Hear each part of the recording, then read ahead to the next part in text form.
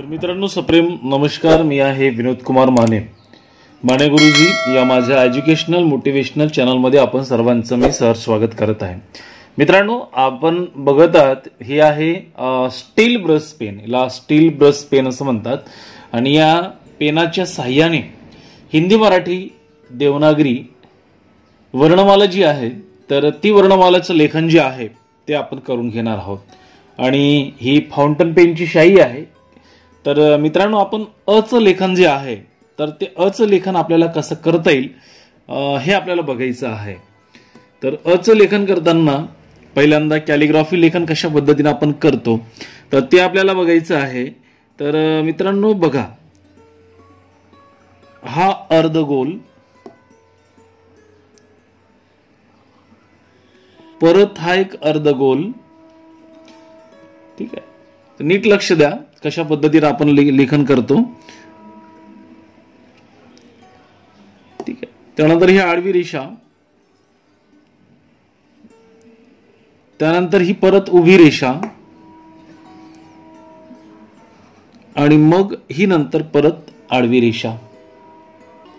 मित्रांनो मला अ लिहिताना किती टप्प्यामधून गेलो तर हा पहिला टप्पा झाला,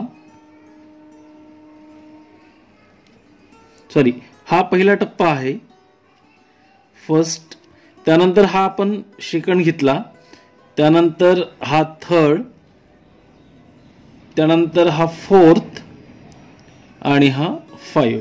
म्हणजे मी अ लिहिताना मला 5 टप्प्यातून जावं लागलं। तर हे लक्षात घेणं अत्यंत आवश्यक आहे। मित्रांनो अ पासून वेगवेगळे शब्द आपण लिहू शकतो, जसं आता मी तुम्हाला या ठिकाणी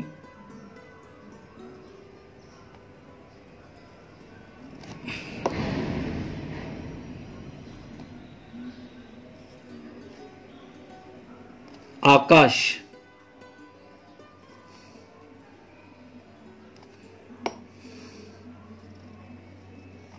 हे अशा पद्धतीने आपण सुरुवातीला आपल्याला सगळं हळूवार करायचं आहे आणि मग एकदा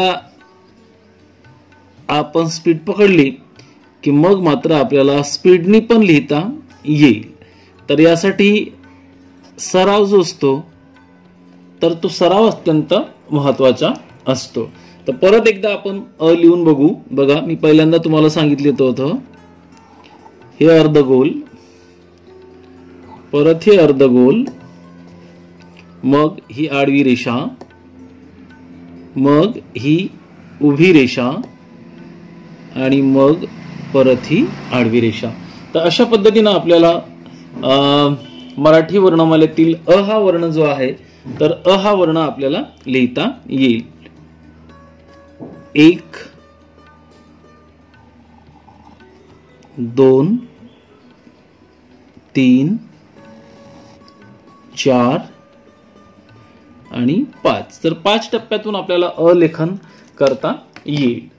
धन्यवाद मित्रांनो। माझा व्हिडिओ कसा वाटला? माझा व्हिडिओ जर तुम्हाला आवडला असेल तर नक्कीच माझ्या व्हिडिओला लाईक आणि शेअर करायला विसरू नका। धन्यवाद।